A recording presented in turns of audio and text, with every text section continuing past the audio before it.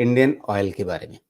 मोहित जी का सवाल है लुधियाना से और ये समझना चाहते हैं, इन्होंने 77 शेयर खरीद रखे हैं, 1,500 शेयर इनके पास हैं, 77 रुपए के भाव पे लिए हैं और इनका टाइम फ्रेम जो है वो 2 साल का है।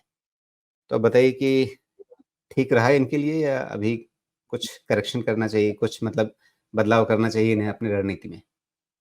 देखिए, मेरे लिए तो ये सेक्टर ट्रेडिंग ग्रेड ही है, इसलिए मैं लॉन्ग टर्म इन्वेस्टमेंट तो इसमें नहीं कर सकता हूँ।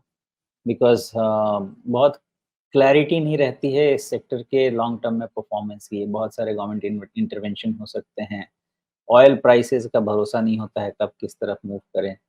तो बहुत सारे इश्यूज़ को एड्रेस करना पड़ता है इसमें। हाँ, तो लेकिन पैसा ट्रेडिंग ग्रेड दोगुना हो सेक्टर गया है। है ना, तो क्या करें? निकाल लें क्या? हाँ, उस पे मैं आ रहा था।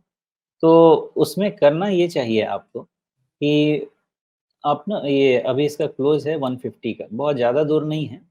136 आप 136 के नीचे का ट्रेलिंग रख लीजिए और अगर वो जाता है तो आप फिर अपना प्रॉफ़िट ले लीजिए। क्योंकि उस केस में कहाँ तक करेक्ट होगा इसकी क्लैरिटी नहीं रहेगी। वो करेक्शन हो सकता है कि 125 तक भी जाए, वो करेक्शन हो सकता है कि 115 तक भी जाए, डिपेंड करता है मार्केट या स्टॉक कैसा वहाँ पे करेक्शन लेना चाहता है। लेकिन जब तक 136 के नीचे क्लोज़ नहीं होगा ना, इसमें किसी तरह का ना मोमेंटम ब्रेकडाउन है, ना किसी तरीके का डिमांड ब्रेकडाउन है। इस चीज़ का ध्यान रखेंगे। दूसरी चीज़ आपके पास एक और तरीका है, यहाँ पे इसके पास 150 के ऊपर सप्लाई बड़ा ज़्यादा है।